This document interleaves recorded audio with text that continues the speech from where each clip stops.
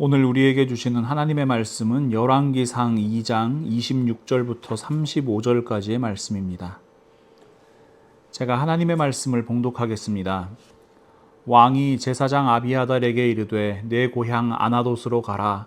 너는 마땅히 죽을 자이로되 내가 내 아버지 다윗 앞에서 주 여호와의 궤를 메었고 또 내 아버지가 모든 환난을 받을 때에 너도 환난을 받았은즉 내가 오늘 너를 죽이지 아니하노라 하고 아비아달을 쫓아내어 여호와의 제사장 직분을 파면하니 여호와께서 실로에서 엘리의 집에 대하여 하신 말씀을 응하게 함이더라.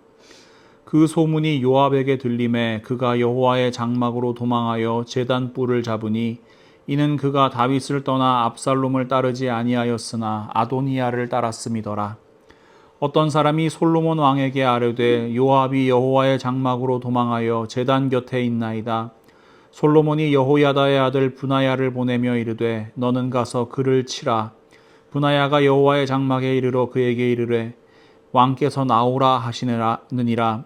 그가 대답하되 아니라 내가 여기서 죽겠노라. 브나야가 돌아가서 왕께 아뢰어 이르되 요압이 이 일이 내게 대답하더이다.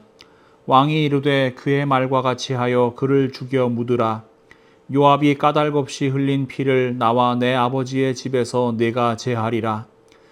여호와께서 요압의 피를 그의 머리로 돌려보내실 것은 그가 자기보다 의롭고 선한 두 사람을 쳤음이니 곧 이스라엘 군사령관 넬의 아들 아브넬과 유다 군사령관 예델의 아들 아마사를 칼로 죽였음이라. 이 일을 내 아버지 다윗은 알지 못하셨나니 그들의 피는 영영이 요압의 머리와 그의 자손의 머리로 돌아갈지라도 다윗과 그의 자손과 그의 집과 그의 왕위에는 여호와께로 말미암는 평강이 영원히 있으리라.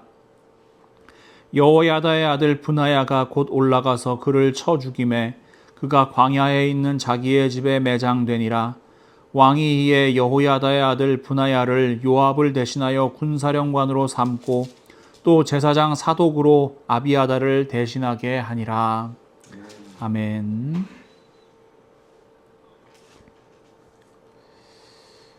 스스로 왕이 되려고 했던 아도니아의 반역은 실패로 돌아간 것처럼 보입니다. 솔로몬이 왕위에 올랐다는 소식을 듣고 아도니아와 함께 반역을 모의한 사람들은 모두 뿔뿔이 흩어져 버렸습니다. 반역에 실패한 아도니아는 번제단 뿔을 붙잡고 목숨을 구걸합니다.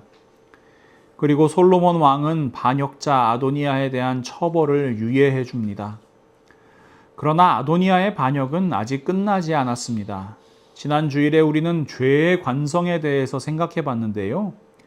죄를 멈춘다는 것이 결코 쉽지가 않습니다. 아도니아가 밧세바를 찾아가서 하는 요구에는 죄를 향해서 달려가는 아도니아의 마음이 그대로 담겨 있는 거예요. 열왕기상 2장 15절과 17절 말씀을 다시 한번 보시면 그러자 그가 말하였다. 어머니께서도 아시다시피 임금자리는 저의 것이었고 모든 이스라엘 사람은 제가 임금이 되기를 바라고 있었습니다. 그런데 그 임금자리는 주님의 뜻이 있어서 이제는 아우의 것이 되었습니다. 아도니아가 말하였다. 임금이 어머니의 청을 거절하지는 않을 것입니다. 그러니 솔로몬 임금에게 말씀하셔서 수넴 여자 아비삭을 나의 아내로 삼게 해주십시오. 아도니아는 여전히 왕의 자리에 대한 야망을 버리지 못합니다. 그래서 그는 다윗 왕의 시녀였고 지금은 솔로몬 왕의 소유인 수넴 여자 아비삭을 자기에게 내어달라고 이야기하는 겁니다. 이것은 자신이 여전히 반역을 꾀하고 있다는 것을 노골적으로 드러내는 행위입니다. 그래서 이 요구를 전해들은 솔로몬 왕은 아도니아를 처형하라고 명령하게 됩니다. 생각해보면 참 이상한 일이에요. 지난 주일에 설교 끝난 다음에 여러분이 질문도 하셨는데요. 여러분, 왕자는 정치적으로 대단히 민감한 사람들이거든요. 그럼 아도니아가 이런 요구를 하면 처형당할 것을 몰랐을까요? 아니에요, 여러분. 몰랐을 리가 없어요. 여러분, 세종대왕 아시죠? 조선의 4대 임금인 세종대왕. 세종대왕이 된 왕자 충령은 태종 이방원의 셋째 아들입니다. 도표를 한번 보여주시겠어요? 이름이 헷갈리실 수도 있으니까. 세자였던 태종의 맏아들 양령이 있어요. 근데 이 양령대군은 품행에 좀 문제가 많아가지고 이 폐세자가 됩니다. 그리고 이제 그 태종 이방원이 죽으면서 이 세종한테 이런 유언까지 남겨요. 나는 양령을 차마 죽일 수 없지만 필요하다면 네가 양령을 처형해라. 이 다윗의 유언하고 굉장히 닮아 있는 유언이잖아요. 태종은 태조 이성계의 5번째 아들이거든요. 자기 형들을 죽이고 왕이 됐는데요. 그 비극을 자기 아들에게 대물림하고 있는 거예요. 이 세종의 신하들도 왕위를 안정시키기 위해서는 다들 양령을 죽여야 된다 그랬어요. 하지만 세종대왕은 자기 아버지가 저지른 잔혹한 일을 버리지 않습니다. 그래서 지금까지 성군이라고 불리는 거겠죠. 하지만 여러분, 이런 상황에서 양령대군이 조금이라도 왕위에 대한 미련을 가지고 있다, 이렇게 의심받으면 어떻게 돼요? 이건 바로 죽는 겁니다.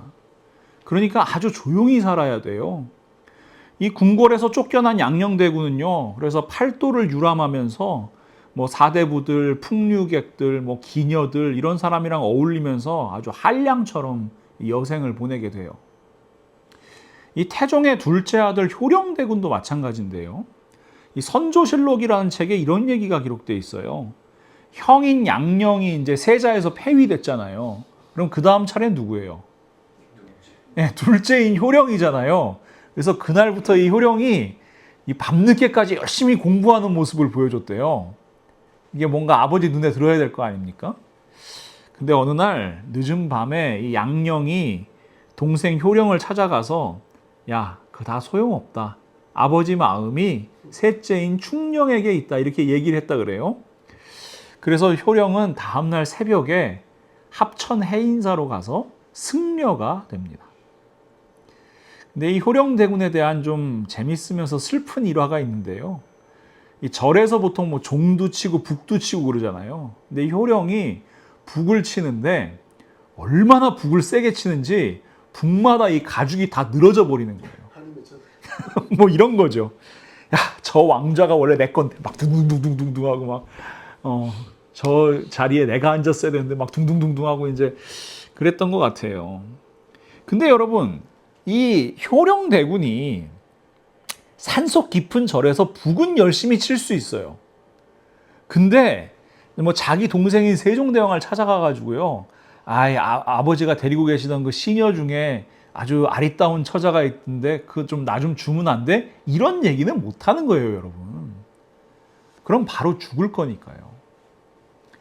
그렇다면 여러분, 아도니아는 왜 이렇게 무리한 요구를 당당하게 하고 있는 걸까요? 상식적으로 아도니아는 쥐 죽은 듯이 살아야 되잖아요. 납작 엎드려서 살아야 되잖아요. 아도니아는 아마도 측근들과 함께 2차 반역을 계획하고 있었을 가능성이 대단히 높습니다. 산전수전 다 겪은 노련한 왕 다윗이 살아있을 때는 실패했지만 지금 솔로몬은 어때요? 이 초보 왕이잖아요. 왕을 해보고 하는 사람이 어디 있겠어요? 그러니 다시 반역을 일으키면 충분히 성공할 수 있겠다, 이렇게 생각했을 거예요. 자기는 온 이스라엘의 마음을 얻었던 사람이잖아요. 인기 좋은 사람이잖아요. 그러니까 상식적으로 납득이 안 되지만 솔로몬에게 무리한 요구 한번 던져보는 거예요. 한번 떠보는 거죠.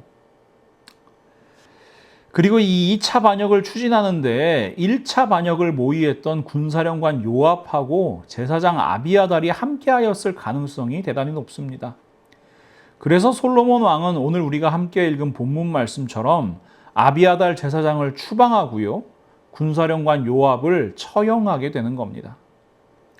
그의 형 아도니아와 같이 요압과 아비아달 역시 반역을 포기하지 못했다는 사실을 알았기 때문입니다. 근데 여러분, 좀 이상하다는 생각 해보신 적 없으세요?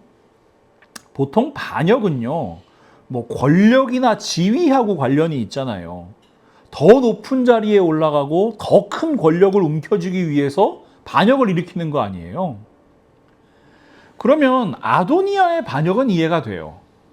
왕자였던 그가 왕이 되려는 거니까요. 근데 요압하고 아비아달은요, 그렇지가 않아요. 이미 그들은 그들이 올라갈 수 있는 최고의 자리에 올라가 있는 사람들이었어요.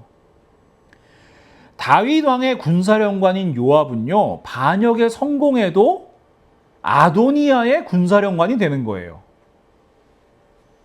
마찬가지로 다윗 왕의 제사장이었던 아비아달은 반역에 성공해도 아도니아의 제사장이 되는 거예요. 똑같잖아요. 그렇다면 이 두 사람이 굳이 위험을 무릅쓰고 아도니아를 도와서 반역에 동참한 이유가 무엇일까요? 요압과 아비아달의 반역은 그들이 보여주고 있는 죄의 관성은 모두 사적인 복수에서 시작됩니다. 오늘 우리가 함께 읽은 본문 말씀은 솔로몬 왕의 판결문이라고 할 수 있는데요. 먼저 제사장 아비아달에 대한 판결을 한번 살펴봅시다. 오늘 본문 26절과 27절 말씀입니다. 솔로몬 왕은 아비아달 제사장에게 이렇게 말하였다. 제사장께서는 상속받은 땅 아나돗으로 가시오. 제사장께서는 이미 죽었어야 할 목숨이지만 나의 아버지 다윗 앞에서 제사장으로서 주 하나님의 법궤를 메었고 또 나의 아버지께서 고통을 받으실 때에 그 모든 고통을 함께 나누었기 때문에 오늘은 내가 제사장을 죽이지는 않겠소. 솔로몬은 아비아달을 주님의 제사장직에서 파면하여 내쫓았다. 이렇게 하여서 주님께서는 실로에 있는 엘리의 가문을 두고 하신 말씀을 이루셨다. 솔로몬은 자신의 아버지 다윗이 고통받을 때 함께 고통을 받았다는 이유로 아비아달 제사장을 처형하지 않고 제사장에서 파면한 후에 그의 고향 아나돗으로 추방합니다. 그렇다면 그가 함께 받은 고통이라는 건 무엇입니까? 자, 시간을 좀 거슬러 올라가야 되는데요. 다윗이 왕이 되기 전에 자신을 죽이려는 사울 왕을 피해서 도망을 칩니다. 그가 처음 도착한 곳은 노비라는 성읍이었어요. 그곳에서 다윗은 제사장 아히멜렉을 만나게 됩니다. 이 아히멜렉은 아비아달의 아버지예요. 그리고 제사장 아히멜렉은 다윗에게 거룩한 떡, 진설병과 골리앗의 칼을 제공했습니다. 다윗은 이 음식과 칼을 들고 가드왕 아기스에게로 도망갑니다. 그런데 이 모습을 사울의 목자장이었던 도액이라는 사람이 지켜보고 있었어요. 그리고 도액은 이 사실을 사울 왕에게 그대로 고합니다. 사울 왕은 제사장 아히멜렉을 불러서 신문한 다음에 다윗의 도주를 도운 제사장들을 모두 죽이라고 명령해요. 사무엘상 22장 16절에서 19절 말씀입니다. 왕이 이르되 아히멜렉아 내가 반드시 죽을 것이요 너와 내 아비의 온 집도 그러하리라 하고 왕이 좌우의 호위병에게 이르되 돌아가서 여호와의 제사장들을 죽이라. 그들도 다윗과 합력하였고 또 그들이 다윗을 도망한 것을 알고도 내게 알리지 아니하였음이니라 하나 왕의 신하들이 손을 들어 여호와의 제사장들 죽이기를 싫어한지라. 왕이 도액에게 이르되 너는 돌아가서 제사장들을 죽이라 하매 에돔 사람 도액이 돌아가서 제사장들을 쳐서 그날에 세마포 에봇 입은 자 85명을 죽였고 제사장들은 의 성읍 노베 남녀와 아이들과 젖 먹는 자들과 소와 나귀와 양을 칼로 쳤더라. 끔찍한 살육의 현장입니다. 근데 이 살육의 현장에서 살아남은 사람이 하나 있었는데요. 그 사람이 바로 아히멜렉의 아들 아비아달입니다. 사무엘상 22장 20절에서 23절 말씀. 아히두베 아들 아비멜렉의 아들 중 하나가 피하였으니 그의 이름은 아비아달이라. 그가 도망하여 다윗에게로 가서 사울이 여호와의 제사장들 죽인 일을 다윗에게 알림해 다윗이 아비아달에게 이르되 그날에 에돔 사람 도액이 거기 있기로 내가 반드시 사울에게 말할 줄 내가 알았노라. 내 아버지 집의 모든 사람 죽은 것이 나의 탓이로다. 두려워하지 말고 내게 있으라. 내 생명을 찾는 자가 내 생명도 찾는 자니 네가 나와 함께 있으면 안전하리라 하니라. 아비아달 입장에서 다윗은 어떤 사람이에요? 사울 왕의 위협으로부터 자신을 보호해준 생명의 은인입니다. 그런데 여러분, 조금만 비뚤어진 관점으로 생각하잖아요. 그러면 아비아달에게 다윗은 자기 아버지를 포함한 가족들 모두가 죽임을 당한 원인을 제공한 사람이에요. 다윗이 높당에 오지 않았더라면, 다윗이 아히멜렉에게 음식이나 칼을 요구하지 않았더라면 아무 일도 일어나지 않았을 것이기 때문입니다. 그러니까 잘못 생각하면요, 다윗은 아버지를 포함한 모든 가족의 원수가 되는 거예요. 이렇게 생각하면 다윗의 왕에 대한 반역에 동참한 아비아달의 심정이 이해가 돼요. 권력을 잡기 위해서가 아니에요.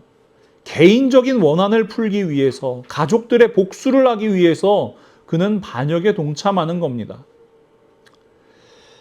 그 결과는 자신의 증조할아버지인 엘리 제사장에게 내린 심판의 말씀이 아비아달 자신에게 이루어지게 되는 것이었습니다. 요압은 어떻습니까? 요압에 대한 솔로몬 왕의 판결문입니다. 열왕기상 2장 31절부터 33절 말씀입니다. 왕이 그에게 말하였다. 그가 말한 대로 그를 쳐서 죽인 뒤에 묻어라. 그리하면 요압이 흘린 죄 없는 사람의 피를 나와 나의 가문에서 지울 수 있을 것이다. 주님께서 요압이 흘린 그 피를 그에게 돌리실 것이다. 그는 나의 아버지 다윗께서 모르시는 사이에 자기보다 더 의롭고 나은 두 사람, 곧 넬의 아들인 이스라엘 군사령관 아브넬과 예델의 아들인 유다의 군사령관 아마사를 칼로 죽인 사람이다. 그들의 피는 영원히 요압과 그의 자손에게로 돌아갈 것이며 다윗과 그의 자손과 그의 왕실과 그의 왕좌에는 주님께서 주시는 평화가 영원토록 있을 것이다. 다윗 왕에게 요압은 가장 용맹한 장군이었습니다. 그러나 가장 충성스러운 장군은 아니었습니다. 특히 이스라엘 군사령관 아브넬을 죽인 사건은 이러한 요압의 모습을 잘 보여줍니다. 자, 다시 시간을 좀 거슬러 올라가서요. 사울 왕이 블레셋과의 전쟁에서 전사한 후에 다윗은 헤브론에서 유다 지파의 왕이 되었습니다. 이때 사울 왕이 죽었으니까 사울 왕의 군사령관이었던 아브넬은 사울의 아들 이스보셋을 이스라엘의 왕으로 삼습니다. 여러분, 이 모양만 보셔도 아시겠죠? 왕은 이스보셋이었는데요. 실질적인 권력은 군사령관 아브넬이 가지고 있었어요. 이스보셋이라는 왕은 약간 허수아비 같은 존재였습니다. 그러던 중에 이스보셋과 아브넬 사이에 갈등이 심해져요.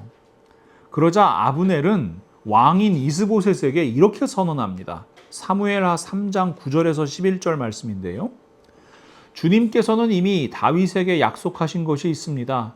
이제 저는 다윗 편을 들어서 하나님의 뜻대로 하겠습니다. 그렇게 하지 않는다면 하나님이 이 아브넬에게 벌을 내리시고 또 내리셔도 좋습니다. 하나님은 이 나라를 사울과 그의 자손에게서 빼앗아 다윗에게 주실 것입니다. 하나님이 다윗을 이스라엘과 유다의 왕으로 삼으셔서 북쪽 단에서부터 남쪽 브엘세바에 이르기까지 다스리게 하실 것입니다. 이 말을 듣고 이스보셋은 아브넬이 두려워서 그에게 다시는 말 한마디도 하지 못하였다. 이게 뭐예요? 대놓고 반역을 하겠다는 선언이잖아요. 그리고 실제로 아브넬은 헤브론으로 갑니다. 헤브론에서 다윗을 만나가지고요, 다윗을 이스라엘의 왕이 되게 돕겠다는 언약을 맺어요. 사무엘하 3장 20절과 21절 말씀입니다. 아브넬이 부하 20명을 거느리고 헤브론에 이르러서 다윗을 찾아가니 다윗이 아브넬과 그를 따라온 사람들에게 잔치를 베풀었다. 잔치가 끝나자 아브넬이 다윗에게 말하였다. 이제 그만 일어나 가서 온 이스라엘을 높으신 임금님 앞에 모아놓고서 임금님과 언약을 세우게 하겠습니다. 그러면 임금님이 원하시는 어느 곳에서나 원하시는 대로 왕이 되셔서 다스리실 수 있습니다. 다윗이 아브넬을 떠나보내니 그가 평안히 떠나갔다. 근데 이 소식을 들은 요압이 화를 내요. 왜 아브넬을 그대로 돌려보냈냐고요. 다윗에게 항의를 하고 나와서는요, 이런 일을 행합니다. 사무엘하 3장 26절에서 27절 말씀. 요압은 다윗에게서 물러나오자마자 사람들을 보내어서 아브넬을 뒤쫓게 하였다. 그들은 시라 우물이 있는 곳에서 그를 붙잡아서 데리고 돌아왔다. 그러나 다윗은 그 일을 전혀 몰랐다. 아브넬이 헤브론으로 돌아오니 요압이 그와 조용히 이야기를 하려는 듯이 성문 안으로 그를 데리고 들어갔다. 요압은 거기에서 동생 아사헬의 원수를 갚으려고 아브넬의 배를 찔러서 죽였다. 요압은 아브넬을 살해했습니다. 아브넬이 유다와 이스라엘의 전투가 벌어졌을 때 자기 동생 아사헬을 죽인 사람이거든요. 여러분, 이 행동은요, 자신이 섬기는 다윗 왕의 의도와는 아무 상관이 없었어요. 그저 사적인 복수를 위해서 자기 마음대로 아브넬을 죽인 겁니다. 이 일로 인해서 요압은 다윗 왕으로부터 저주를 받게 돼요. 군사령관이라는 직책하고는 상관없이 다윗 왕과는 아주 불편한 관계가 되고 맙니다. 그래서 요압은 다윗 왕이 늙어 힘이 없게 되자 아도니아의 반역에 동참하게 되는 겁니다. 그리고 그 결말은 우리가 아는 것처럼 비참한 최후입니다. 사랑하는 성도 여러분, 기억하십시오. 사적인 복수는 하나님의 뜻이 아닙니다. 인간은 완벽한 존재가 아니거든요.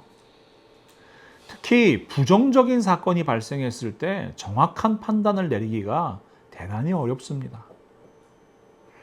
소중한 사람에게 나쁜 일이 발생했다? 더더욱 그렇습니다. 이성을 잃는 거예요. 감정에 휩쓸려서 행동하는 거예요. 여러분 생각해 보세요. 제사장 아비아달은요, 복수의 대상을 잘못 선정했어요. 제사장 아비아달이 정말로 복수를 하고 싶으면 누구한테 해야 돼요? 자기 아버지, 가족들 다 죽이라고 한 사울 왕한테 해야 되잖아요. 사울 왕에게 밀고하고 잔인한 학살을 자행했던 도액에게 해야 되잖아요. 근데 아비아달은요, 엉뚱하게도 비극적인 사건이 일어난 원인을 다윗 왕에게서 찾고 있는 거예요. 복수의 대상을 잘못 찾은 거죠. 군사령관 요압도 마찬가지예요. 사적인 복수를 하겠다는 마음에 휩쓸려서 더 많은 생명을 살리는 기회를 없애버릴 뻔한 거예요. 자, 아브넬에게 죽임을 당한 아사헬은 요압의 동생이기도 하지만 다윗의 이종사촌이기도 합니다. 다윗에게도 가족이에요. 다윗이라고 아사헬의 원수인 아브넬을 대하는 것이 마음 편한 일이었을까요? 아니었을 겁니다. 근데 여러분, 그 당시에 유다와 이스라엘 간에는 크고 작은 전쟁이 끊이질 않았습니다. 전쟁에서는 아사헬만 죽는 게 아니에요. 수많은 젊은이들이 목숨을 잃어요. 그러니 아브넬의 말처럼 평화적으로 유다와 이스라엘이 하나가 될 수 있으면 얼마나 좋은 일입니까? 그래서 다윗은 더 큰 희생을 막고 수많은 생명을 구하기 위해서 결단을 내리는 겁니다. 그런데 다윗의 장수인 요압이 아브넬을 죽임으로써 사울 왕국과 헤브론 간의 전쟁이 더 치열해질 수 있는 위기에 빠지게 된 거예요. 사적인 복수가 자칫하면 더 끔찍한 결과를 낳을 수 있었던 겁니다. 그래서 하나님께서는요, 복수는 하나님의 주권임을 말씀하십니다. 이것이 악인들에 대한 하나님의 심판입니다. 신명기 32장에는 이런 말씀들이 기록되어 있는데요. 4절, 35절, 41절, 43절 말씀입니다. 하나님은 반석, 하시는 일마다 완전하고 그의 모든 길은 올곧다. 그는 거짓이 없고 진실하신 하나님이시다. 의로우시고 곧기만 하시다. 원수 갚는 것은 내가 하는 일이니 내가 갚는다. 하나님의 말씀입니다. 원수들이 넘어질 때가 곧 온다. 재난의 날이 다 가깝고 멸망의 때가 그들에게 곧 덮친다.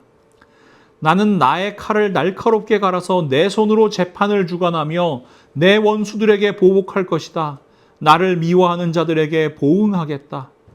모든 나라들아 주님의 백성과 함께 즐거워하여라. 주님께서 그 종들의 피를 흘린 자에게 원수를 갚으시고 당신네 대적들에게 복수하신다. 당신의 땅과 백성이 지은 죄를 속하여 주신다. 그런 하나님께서 말씀하시는 공적인 심판이 바로 재판입니다. 율법의 공정한 재판에 대한 말씀이 많은 이유가 바로 여기에 있어요. 하나님의 거룩에 대해서 기록한 레위기 19장 말씀입니다. 1절과 2절, 15절 말씀을 읽어드립니다. 여호와께서 모세에게 말씀하여 이르시되 너는 이스라엘 자손의 온 회중에게 말하여 이르라. 너희는 거룩하라. 이는 나 여호와 너희 하나님이 거룩함이니라. 재판할 때에는 공정하지 못한 재판을 해서는 안 된다. 가난한 사람이라고 하여 두둔하거나 세력이 있는 사람이라고 하여 편들어서는 안 된다. 이웃을 재판할 때에는 오로지 공정하게 하여라. 모세는 재판이 하나님께 속한 것이라고 고백합니다. 사적인 복수가 아니라 공정한 재판을 통해서 하나님의 정의와 공의를 세우는 것이 바로 하나님의 뜻입니다. 그런데 말입니다. 이런 말씀을 듣다 보면 이런 생각이 드실 때가 있을 거예요. 구약에서 말씀하시는 하나님의 공의와 신약에서 말씀하시는 예수님의 사랑이 서로 충돌하는 것은 아닌가 하는 의문입니다. 조금 신학적인 언어로 좀 바꿔보면요. 하나님의 사랑과 공의는 양립할 수 있는가 하는 질문입니다. 예수님께서 말씀하시잖아요. 마태복음 5장 43절에서 44절 말씀. 또 내 이웃을 사랑하고 내 원수를 미워하라 하였다는 것을 너희가 들었으나 나는 너희에게 이르노니 너희 원수를 사랑하며 너희를 박해하는 자를 위하여 기도하라. 아니 이 말씀대로라면은 잘못한 사람들을 무조건 사랑해 줘야 되는 거 아니에요? 잘못을 저질러도 무조건 용서해 줘야 되는 거 아니에요? 그런데 여러분, 이것은 예수님의 말씀을 오해하는 겁니다. 죄를 덮고 넘어가는 것이 원수 사랑이 아닙니다. 이런 착각 때문에요. 교회 안에서 잘못한 사람을 무조건 품어주고 용서해야 된다는 이상한 생각들이 넘쳐나는 거예요. 그래서 심지어 목회자가 성적인 범죄를 저지르거나 금전적인 범죄를 저질러도 사랑이라는 허울 좋은 말로 얼렁뚱땅 넘어가는 경우가 많은 거예요. 분명히 말씀드리는데요. 이것은 사랑이 아닙니다. 이것은 죄의 관성을 알면서도 바라보기만 하는 방관입니다. 하나님의 사랑과 공의는 항상 함께 이루어져야 합니다. 사랑이 없는 공의는 차갑고요. 공의 없는 사랑은 무책임합니다. 하나님께서 말씀하시는 재판은 잘못을 눈 감고 넘어가라는 게 아니잖아요. 하나님 말씀대로 처벌하여 죄인에게 회개의 기회를 주라는 거예요. 이것이 죄인에 대한 사랑입니다. 그리고 이를 통해서 하나님의 공의가 세워지고요. 공동체가 죄로부터 보호될 수 있는 겁니다. 죄인이 회개할 수 있도록 하는 것이 사랑입니다. 죄인이 회개하고 하나님 앞으로 돌아오는 것이 공의입니다. 예수님께서 말씀하시는 원수 사랑도 마찬가지예요. 사적인 복수, 분노, 미움 이런 것으로 원수를 대하라는 것이 아니라 하나님의 마음으로 하나님의 사랑으로 원수를 대하라고 말씀하시는 겁니다. 원수가 회개하고 하나님 앞으로 돌아올 수 있도록 기도하라는 것입니다. 근데 예수님께서는요, 단지 기도만 하는 것이 아니라 구체적으로 회개를 촉구하라고 말씀하세요. 마태복음 18장 15절에서 17절 말씀입니다. 내 형제가 죄를 범하거든 가서 너와 그 사람만 상대하여 권고하라. 만일 들으면 내가 내 형제를 얻은 것이요 만일 듣지 않거든 한두 사람을 데리고 가서 두세 증인의 입으로 말마다 확증하게 하라. 만일 그들의 말도 듣지 않거든 교회의 말하고 교회의 말도 듣지 않거든 이방인과 세리와 같이 여기라. 이 대단히 매정하게 들리는 말씀이지만 하나님의 사랑으로 권면하고 권면해도 듣지 않는 것은 하나님의 사랑과 공의에 관심이 없는 사람이라는 이야기입니다. 한마디로 정리하면 하나님을 믿지 않는다는 이야기예요. 하나님을 모르는 이방인과 다를 바 없다는 겁니다. 생각해보면요, 솔로몬도 기회를 주는 겁니다. 아도니아와 요압과 아비아달에게 회개의 기회를 주는 거예요. 원래 반역을 일으키면 바로 죽여야 되잖아요. 그런데 솔로몬은 그것을 유예해 주거든요. 그리고 솔로몬 왕은 그 기회를 걷어차버린 이들을 공정하게 재판하는 겁니다. 사랑하는 믿음의 동역자 여러분, 우리가 살아가는 세상에는 불의가 많습니다. 우리가 이해할 수 없는 일들이 가득합니다. 그래서 때로는 무서울 때도 있고요. 그래서 때로는 참 이해가 안 갈 때가 많습니다. 시편 94편을 기록한 기자도 마찬가지였나 봅니다. 그래서 이렇게 기도해요. 시편 94편 1절에서 7절 말씀입니다. 주님은 복수하시는 하나님이십니다. 복수하시는 하나님, 빛으로 나타내십시오. 세상을 심판하시는 주님, 일어나십시오. 오만한 자들이 받아야 할 마땅한 벌을 내리십시오. 주님, 악한 자들이 언제까지 승전가를 부르게 하시겠습니까? 사악한 자들이 거만하게 말하며 그들이 모두 다 거드름을 피웁니다. 주님, 그들이 주님의 백성을 짓밟으며 주님의 택하신 민족을 괴롭힙니다. 그들은 과부와 나그네를 죽이고 고아들을 살해하며 주가 못 본다, 야곱의 하나님은 생각지도 못한다 하고 말합니다. 얼마나 답답하면 이렇게 하나님 앞에서 토로하겠어요. 그러나 우리에게는 소망이 있습니다. 14절에서 19절 말씀, 주님께서는 주님의 백성을 외면하지 않으시며 주님이 소유하신 백성을 버리지 않으실 것입니다. 판결은 반드시 정의를 따를 것이니 마음이 정직한 사람이 모두 정의를 따를 것입니다. 누가 나를 위하여 일어나서 악인을 치며 누가 나를 위하여 일어나서 행악자들을 대항할까? 주님께서 나를 돕지 아니하셨다면 내 목숨은 벌써 적막한 곳으로 가버렸을 것이다. 주님, 내가 미끄러진다고 생각할 때에는 주님의 사랑이 나를 붙듭니다. 내 마음이 번거로울 때에는 주님의 위로가 나를 달래줍니다. 소망이 있는 거예요. 재판의 판결은 정의로울 것이라고요. 근데 여러분, 항상 그렇습니까? 항상 그런 것 같지 않습니다. 불의한 재판관이 있을 수 있잖아요. 그럼 어떡하죠? 시편 94편 20절에서 23절 말씀. 악한 재판장이 주님과 사귈 수 있습니까? 율례를 빌미로 재난을 만드는 자가 주님과 어울릴 수 있습니까? 그들은 모여서 의인의 생명을 노리며 무죄한 사람에게 죄를 씌워 처형하려 합니다. 그러나 그럴 때에도 우리 하나님 살아계시죠. 주님은 나의 요새, 나의 하나님은 내가 피할 반석이시다. 그들의 죄를 그들에게 물으시며 그 악함을 벌하셔서 그들을 없애버리실 것이다. 주 우리 하나님께서 그들을 없애버리실 것이다.